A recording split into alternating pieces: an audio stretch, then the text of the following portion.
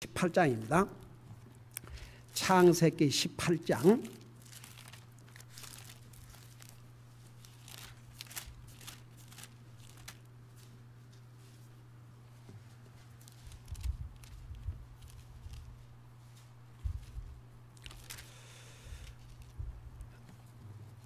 (1절을) 우리 같이 읽겠습니다.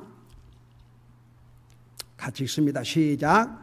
주께서 마므레의 평야에서 아브라함에게 나타나시니라.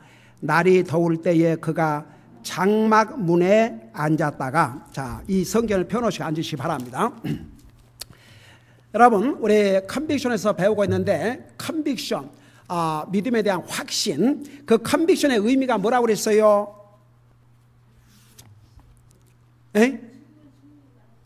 자기가 믿는 것에 대해서 목숨을 걸 수 있는 게 컨빅션입니다.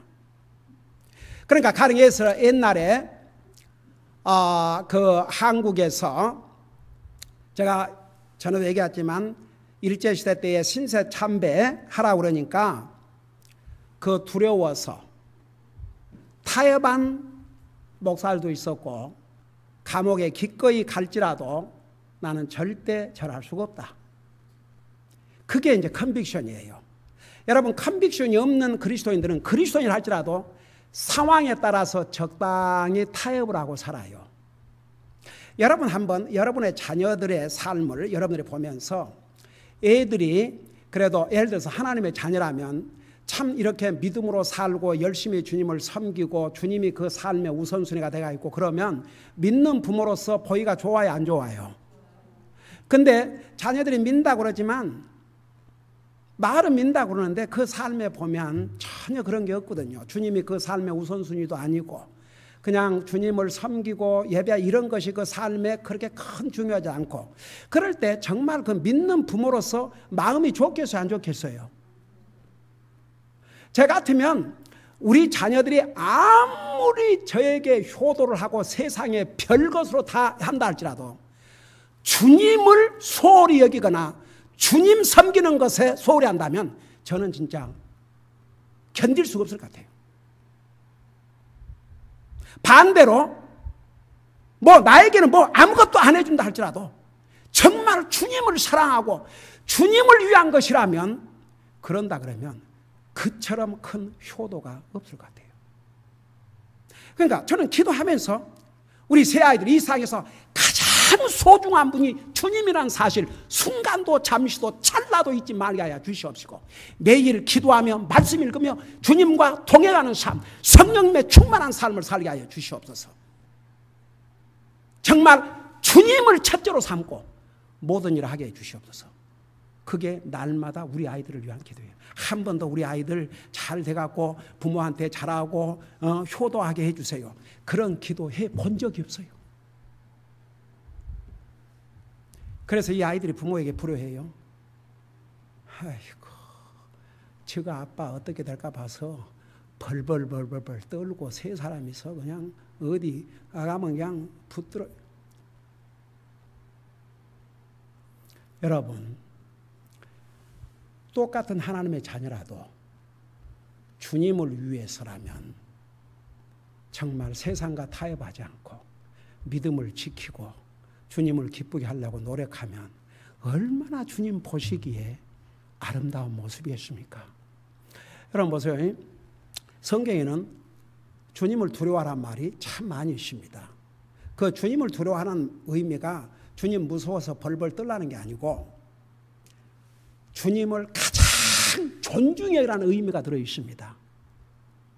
그리고 주님을 예배하는 것을 의미하고 있습니다. 주님을 섬기는 것을 의미하고 있습니다. 여러분, 많은 그리스도인들이 정말 주님의 자녀라고 하지만 진짜 주님을 두려워함이 없기 때문에 주님이 그 삶에 진짜 우선순위가 안 되고 있어요. 여러분 보세요. 이 직장에서요, 그래도 주인이 혹은 매니저가 분명한 그 딱 프린시플을 가지고 해야 종업원들도 열심히 일하고 결국은 그 회사가 됐든지 뭐가 됐든지 유익을 끼치죠. 하이고 하는 대로 내버려둬 봐요. 제대로 하겠는가? 그래서 감독이 필요하고 그런 것이요. 여러분, 아무리 우리가 구원받은 하나님의 자녀라 하지만 우리가 영적 디스플린이 안 돼 있으면 형편대로 삽니다. 하고 싶으면 하고 말고 싶으면 말고, 기분 내키면 하고 기분 안 내키면 하고. 그런데 다른 일은 다 볼일 보고 다녀요. 주님 섬기는 것만 그래요. 그게 왜 그런 거 아니? 우리 배후에는 사탄이. 여러분, 한 번 구원받은 하나님의 자녀들은 그 구원을 사탄이 빼앗아갈 수 없으니까 어떤 방법으로 하나님의 사람들을 시험하는 거 아니? 하나님으로부터 자꾸 멀어지게. 그래서 하나님을 섬기고 하나님을 예배하는 삶으로부터 소홀히 하게 하고 성경 읽고 이런 그 주님과의 가까운 관계를 자꾸만 못하도록 방해합니다. 그러니까 보세요. 구원받은 하나님의 자녀들은 정말 어떤 디터미네이션, 이 컨비션을 가져야 돼요. 아무리 힘들고 바빠도 내가 매일 기도하고 말씀 있는 삶을 살아야 되겠다. 적어도 하나님의 교회 예배만큼은 빠지지 않고 참여해야 되겠다. 내가 주님을 섬기는 것이 내 삶의 가장 소중한 것으로 내 삶이 그렇게 돼야 되겠다. 이런 결정과 다짐을 하고 또 다짐을 하지 않냐면요, 아무리 믿음이 좋은 사람도 넘어지게 돼 있어요. 여러분, 우리 낮예배 때 우리 창세기 이제 12장을 공부할 터인데, 여러분 봐요. 오늘 낮예배 때 아브라함 그러면 믿음의 조상들 중에 조상이에요. 그런 아브라함도 잠깐 사이에 엄청난 믿음에 실패를 했습니다. 그래서 성경은 선줄로 알거든 넘어질까 조심하고 있습니다. 여기서 가르치는 목사도 매일 기도하고 말씀 읽고 매일 기도하고 말씀 읽고 또 내 자신을 다짐하고 그렇게 해야만이 세상과 타협하지 않고 끝까지 정말 하나님을 향해서 믿음의 절개, 세상과 타협하지 않고 진리의 말씀을 분명히 선포하는 주의 종으로 남게 됩니다. 여러분, 타협은 쉽지만 정말 내가 믿는 믿음을 위해서 목숨을 건다는 것은 아무라도 하는 일이 아닙니다. 저는요, 우리 교회 성도들이 그냥 에버리지 그리스도인이 아니고 하나님 앞에 특별한 그리스도인이 되기를 원합니다.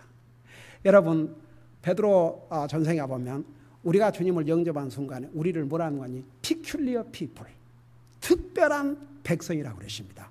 원래 우리는 이방인들이었지만 예수님을 영접하고 구원받는다 하면은 특별한 하나님의 백성들이 되십니다. 그리고 우리를 가르쳐서 제사장이라고 그랬습니다. 로얄 프리스트후드. 여러분, 그 말이 무슨 말인지 아십니까? 구약 시대 때는 보통 사람이 하나님을 만나기 위해서는 그 중간에 누가 있어야 됐습니까? 제사장이 있어야 됐습니다.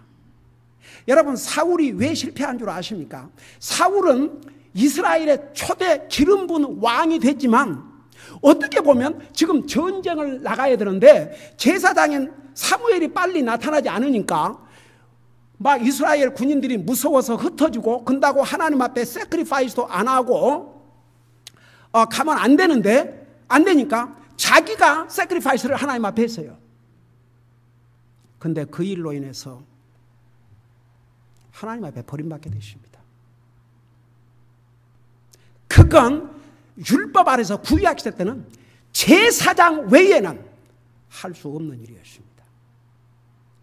사울이 오버 더 라인, 그 선을 넘어섰습니다. 구약 시대 때는 그랬습니다. 그러나 지금은요, 나와 여러분이 예수님을 영접하고 구원받은 순간에 우리는 직접 하나님 앞에 가는 것입니다. 직접 주님 앞에 나갈 수 있는 것입니다. 그런 의미에서 우리는 정말 거룩한 제사장들입니다. 하나님과 내 사이에 그 누구도 가로막을 수 없습니다. 바로 예수 그리스도께서 하나님과 우리 사이에 막힌 벽을 친히 헐으셨다고 했습니다. 그래서 여러분 보세요. 아직도 천주교는 자기 잘못을 그 프리스트 신부한테 가서 고백을 하잖아요. 용서 못 받아요. 프리스트에게 어떤 상담을 받을 수 있고 할 수 있지만 프리스트한테 죄를 고백해봤자 용서 못 받아요. 주님 앞에 용서를 구해야죠. 만약 예를 들어서 여러분들이 어떤 죄를 짓고 나서 너무 고통이 돼갖고 저한테 와서 목사님 제가 이런 잘못을 했는데 어떻게 하면 좋아요? 그러면 내가 뭐라 그러죠? 여러분들에게 주님 앞에 용서를 구하십시오. 그게 내 답이에요. 그럼 주님 앞에 용서를 구하면 돼요. 그런 의미에서 우리는 어메이징한 그런 특별한 위치를 가지고 있는 하나님의 거룩한 백성들입니다. 그러니까 저는 우리 성도들은 솔직히 말해서 에버리지 크리스찬 이상이라고 저는 믿습니다. 그러니까 심지어는 서무사님 사모님도 우리 성도들 모습을 보면서 참 대단한 성도들입니다. 그래요. 우리 성도들이 그렇게 보여지는 것은 에버리지 크리스찬이 아니라 이거죠. 우리는 에버리지가 되면 안 되고 에버리지 이상, 평균 이상의 그리스도인이 되어야 됩니다. 그러려면 이 컨빅션이 없이는 할 수가 없습니다.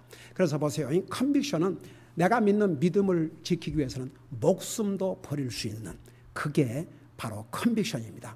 근데 이제 그런 컨빅션을 갖기 위해서는 우리의 믿음이 하나님의 말씀 위에 세워져야 됩니다. 그래서 이제 하나님의 말씀에 대한 분명한 컨빅션을 가져야 됩니다. 우리의 믿음, 우리의 삶, 모든 기준이 하나님의 말씀입니다. 내 생각이 아니고 어떤 사람의 생각이 아니고 목사 생각도 아니고 여러분의 생각도 아니고 그 누구의 생각도 아니고 하나님의 말씀입니다. 그래서 여러분들 보세요. 그건 하나님의 말씀이 아닌데 내 생각을 얘기한다면 도전하세요. 하나님의 말씀이 우리 믿음과 행위의 기준입니다. 어떤 사람이 믿음으로 산다 그러면 그 사람의 그 믿음이라는 기준을 그 사람 말만 보고가 아니고 하나님의 말씀, 이 하나님의 말씀에 세워져 있지 않으면 우리의 믿음은 언제든지 흔들리게 됩니다. 제가 지난번에 우리 어린 케일라 그 간증을 잠깐 했지만 이 아이가 우리 교회로 어떻게 왔냐 그러면 그 당시에 우리 교회에 온 그 어떤 가족 그 아이의 친구이기 때문에 그 친구를 따라서 왔어요. 저는요 그 친구 그 가정에 떠날 때 저는 케일라가 이제 거기서 안 나올 줄 알았어요. 근데 알고 보니까 나중에 그 친구가 케일라한테 많이 전화를 했더라고요. 자기한테 오라고. 그리고 거기도 리트리트가 있으니까 아주 재밌다고 오라 그러고. 근데 이 어린아이가 나도 이제 기도하면서 과연 얘가 계속 올 것인가 그랬거든요. 근데 계속 오고 있다고요. 그 이유가 뭔지 아십니까? 친구 따라 왔지만 그가 이 교회 조인하기로 작정한 것은 이 교회를 통해서 선포되는 강한 하나님의 말씀. 그래서 preaching of teachings of God's word 그랬어요. 그 말씀이 바꿔지지 않는 한 떠날 이유가 없은 거죠. 그러니까 그 어린아이가 친구 따라왔다가 친구가 가면 떠나야 그 보통 그 예버리죄예요. 근데 왜 안 따르느냐? 하나님 말씀 때문에. 한번 생각해봐요. 이 교회 하나님 말씀이 너무 강하다고 해서 싫다고 떠나는 사람도 많은데 어린아이가 강한 메시지 때문에 남는다. 그래서 믿음이라는 것은 절대 나이에 있지 않은 것 같아요. 그러니까 우리가 컨빅션을 가지기 위해서는 그 기준이 하나님의 말씀이 돼야 됩니다. 그러니까 그게 기준이 아니면요 우리 믿음을 지키기가 어렵습니다. 그래서 이제 하나님께서 우리 인생들에게 자신을 계시해 주셨는데 크게 두 가지 방법으로 자기 자신을 계시해 주셨다고 그랬습니다. 첫째가 뭐라고 그랬어요? 무슨 계시라고 그랬어요? 일반 계시. 그러면 일반 계시에 속한 게 뭐라고 그랬어요? 이렇게 해서 여러분이 자꾸 반복함으로 여러분 마음속에 새겨두세요. 일반 계시가 세 가지가 있는데 첫째가 뭐라고 했어요? 에? 자연 만물을 통해서, 그 다음에 두 번째 양심을 통해서, 세 번째 역사를 통해서. 바로 역사는 예수님이 하나님이시라는 산 증거입니다. 모든 세계 역사는 결국 주님께서 이 땅에 다시 오심으로 마무리가 됩니다. 바로 역사는 하나님을 우리에게 알려주시는 일반 계시입니다. 그 다음에 이제 두 번째 특별 계시가 있습니다. 그 특별 계시에도 몇 가지 방법을 하나님이 사용했다고 그랬어요. 자, 몇 가지 방법 뭐라고 그랬어요? 첫째는 우리 하나님께서 직접 친히 육신의 모습, 사람의 눈으로 볼 수 있는 모습으로 나타나셔서 자기를 알려주셨고, 그 다음에 두 번째는 어떤 방법을 사용하셨다고 그랬어요?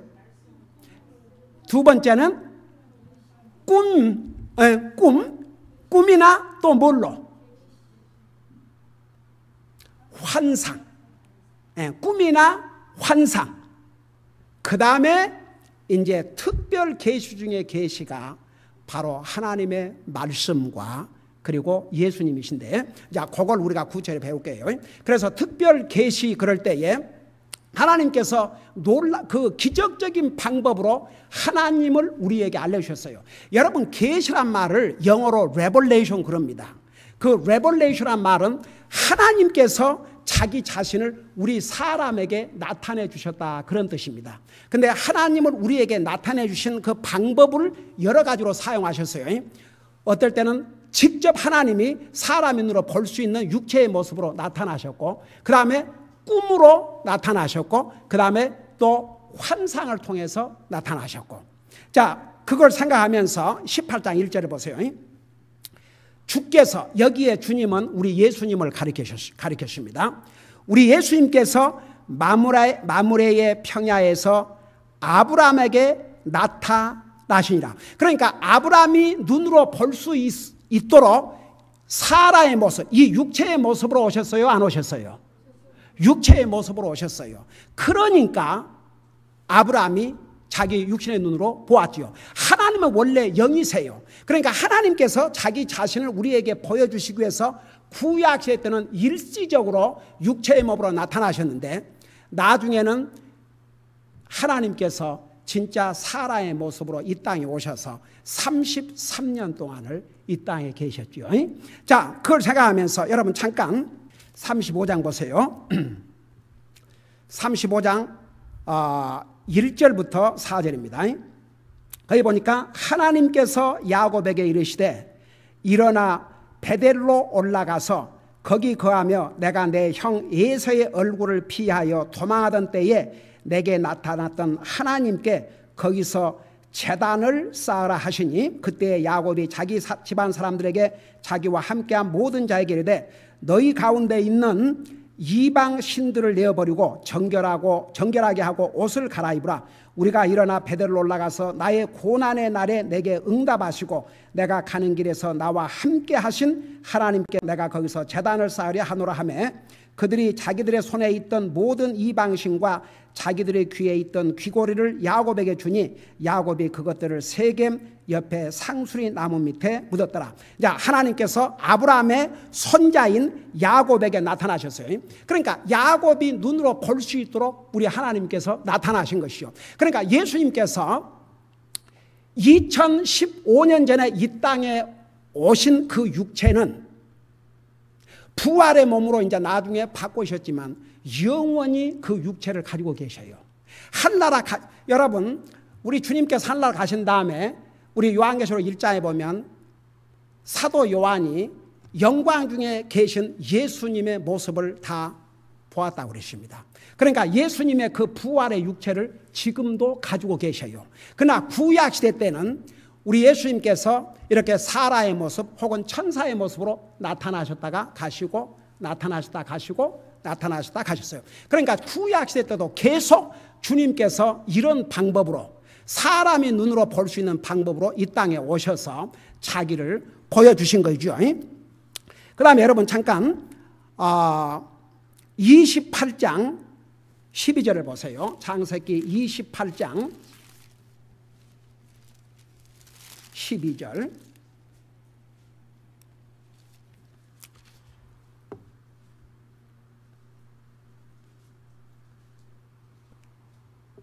읽고 설명할게요. 거기 보니까 야곱을, 여기에 그가는 야곱을 하게 했습니다. 그 야곱이 꿈을 꾸었더니 보라, 사닥다리가 땅 위에 세워졌는데 그것의 꼭대기가 하늘에 닿았고 또 본즉 하나님의 천사들이 그것 위에서 오르락 내리락 하며 또 보라, 주께서 그 위에 서서 이르시되 나는 주니 곧 내 조상 아브라함의 하나님이요 이삭의 하나님이라. 내가 누운 땅을 내가 너와 내 씨에게 주리니.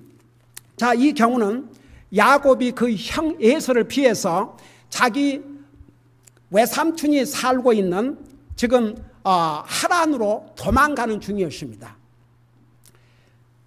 그 먼 길을 가는데 어떻게 하루에 가겠습니까? 그러니까 밤이 됐어요. 그래서 거기에 돌베개를 쌓아놓고 잠을 잤습니다.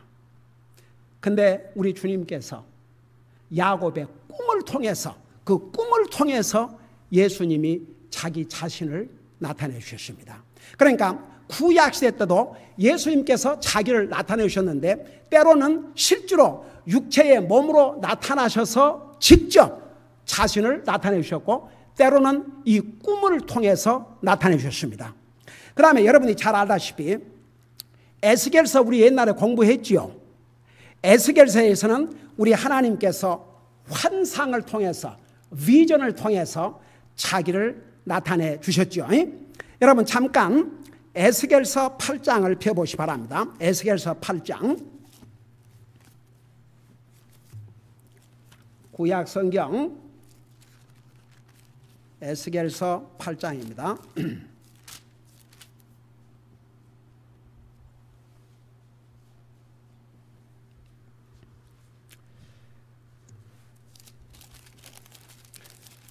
그 에스겔서 8장 보기 전에 에스겔서 1장을 잠깐 보시기 바랍니다. 에스겔서 1장 1절을 잠깐 보세요. 거기 보면 이제 제30년 4월 곧 그달 5일 내가 그발 강가의 포로들 가운데 있을 때에 하늘들이 열리며 뭐라고 그랬어요? 하나님의 환상들이 내게 보이니. 그래 놓고 8장에 가면 구체적으로 이렇게 말씀하고 있습니다. 제6년 6월 곧 그달 5일에 나는 내 집에 앉아있고 유다의 장로들은 내 앞에 앉아있었는데 주 하나님의 손이 거기서 내려와 내 위에 임하시니라. 그때 내가 보니 보라, 불의 모양같이 생긴 것이 있더라. 그분의 허리 모양으로부터 아래에는 불이 있고 그분의 허리로부터 위는 마치 광채의 모양 같고 호박색 같은데 3절 그분께서 손에 형체를 내미사 내 머리털 타래로 나를 잡으시매 그 영께서 나를 들어 땅과 하늘 사이로 올리시고 하나님의 환상 속에서 나를 데리고 예루살렘으로 가서 북쪽을 바라보고 안쪽 문의 입구에 이르시니 거기에는 질투의 형상, 곧 질투를 일으키는 형상의 자리가 있더라. 여러분 그래서 이 구약시대 때도 하나님께서 우리 사람들에게 자기를 계속 리빌을 해주셨어요. 레볼레이션, 나타내 주셨는데 첫째는 직접 우리 사람이 볼 수 있는 사람의 모습, 또 천사의 모습이지만 역시 육체를 가진 그런 모습으로 나타나셔가지고 직접 하나님 자신을 사람에게 나타내 주셨습니다. 때로는 꿈을 통해서 나타내 주셨습니다. 그러나 환상을 통해서 나타내 주셨습니다.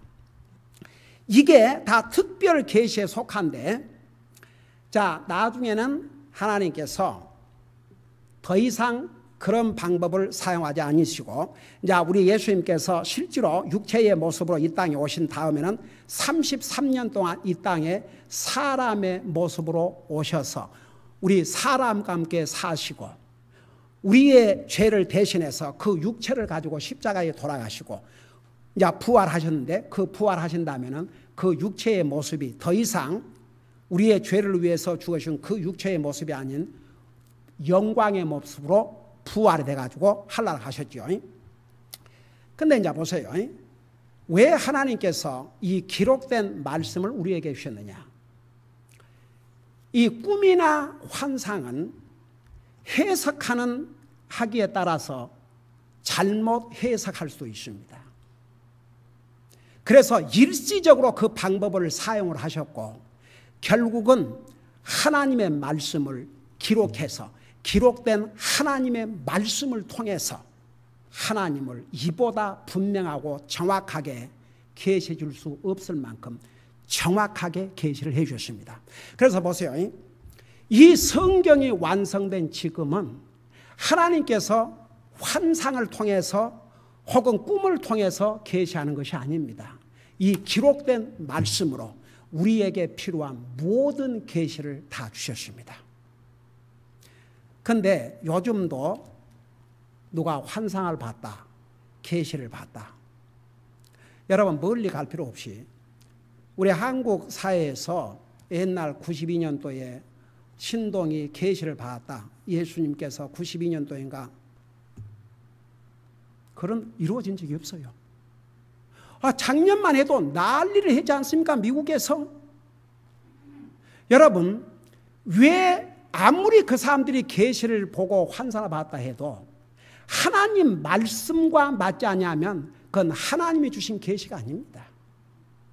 성경은 분명히 그 날과 그 시 그건 아버지의 권한 속에 주셨다고 그랬어요. 그 누구도 알 수 없다고 그랬어요. 이 세상에 이런 징조가 일어나면 주님이 가까이 온 줄로 알라. 그것은 우리가 얘기할 수 있어요. 그러나 몇 년 몇 월 달에 며칠 날 주님이 오신다. 만일에 어떤 사람이 그런 계시를 받았다 그러면 그건 하나님으로부터 온 계시가 아닙니다. 한 가지 분명한 사실은 하나님이 이렇게 성령님의 감동으로 기록한 말씀을 주신 다음에 이 말씀을 거슬려서 다른 계시를 주실 수가 없습니다. 그러므로 하나님 말씀을 거슬리는 어떤 사람이 계시나 환상을 받았다 그러면 우리는 무엇을 믿어야 되겠습니까? 하나님 말씀을 믿어야 되겠습니까? 그 사람이 보았다는 환상과 계시를 믿어야 되겠습니까? 하나님의 말씀을 믿어야죠.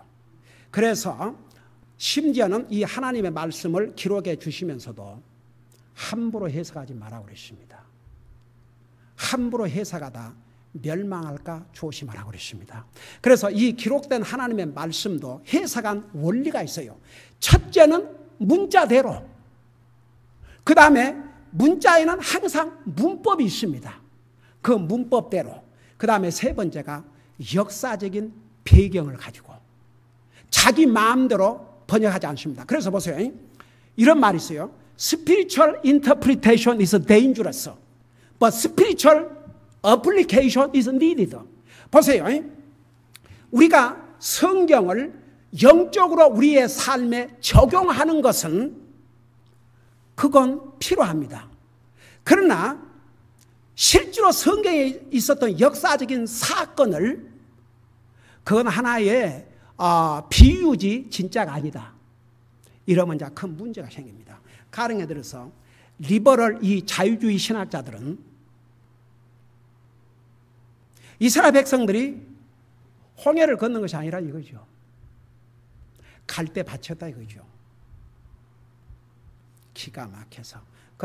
그래서 성경 정말 하나님의 말씀대로 믿는 성경학자들은 뭐라고 거기다 답을 한 줄 아세요? 그러면 갈대밭에서 이집트의 군사가 다 그 장래를 지났던데 그것도 하나님의 기적 아니냐? 할 말이 없어요. 네. 여러분 홍해가 갈라지는 거, 요단 강물이 메마른 거, 홍해 바다가 양쪽으로 벽이 돼가지고 이스라엘 백성 지나간 거, 이건 사건입니다. 사건. 역사적인 사건입니다. 근데 만일에 이 사건, 이 팩트, 이걸 부인하고 예를 들어서 그건 우리 영적으로 우리에게 이런 교훈을 주기 위해서 그게 기록되어 있다. 그게 뭐냐 그러면은 우리 앞에 어떤 장애가 있어도 믿음으로 가면 얼마든지 그걸 헤쳐나갈 수 있다.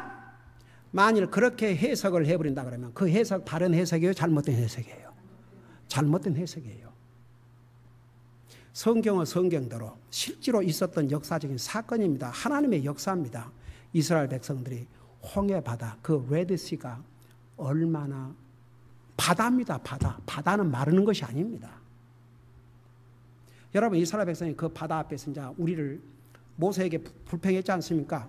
우리를 여기서 다 죽게 하려고 하느냐고.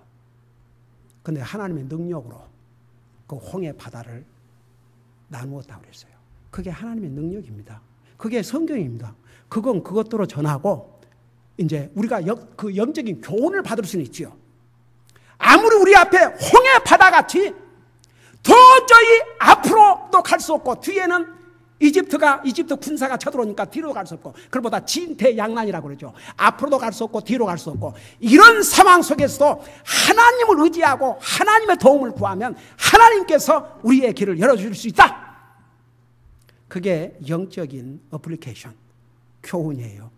그러나 그 사건 자체를 이런 식으로 딱 영적인 이건 어플리케이션이 돼야지 그걸 해석을 해서 실제로 그런 일이 있었던 게 아니고 우리에게 그런 교훈을 받으라고 했다. 그러면 이것은 보통 잘못된 것이 아니죠.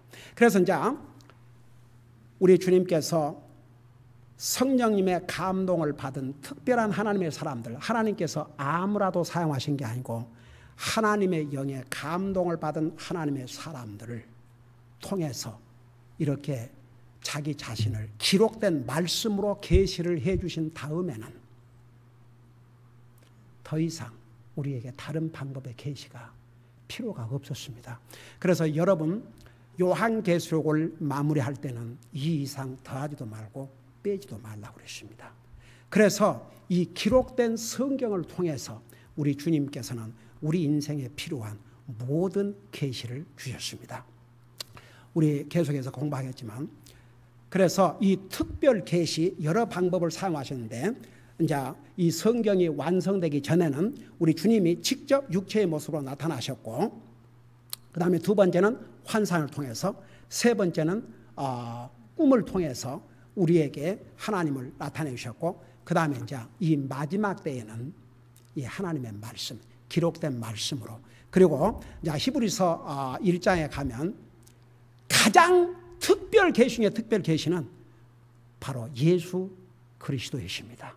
그분이 육체로 이 땅에 오심으로 하나님을 우리에게 분명히 보여주셨다고 그랬습니다. 그래서 이제 특별 계시 중에서 계시가 결국은 하나님의 말씀입니다. 이 부분에 대해서 더 자세하게 왜 그러면 이 성경이 하나님의 말씀인가?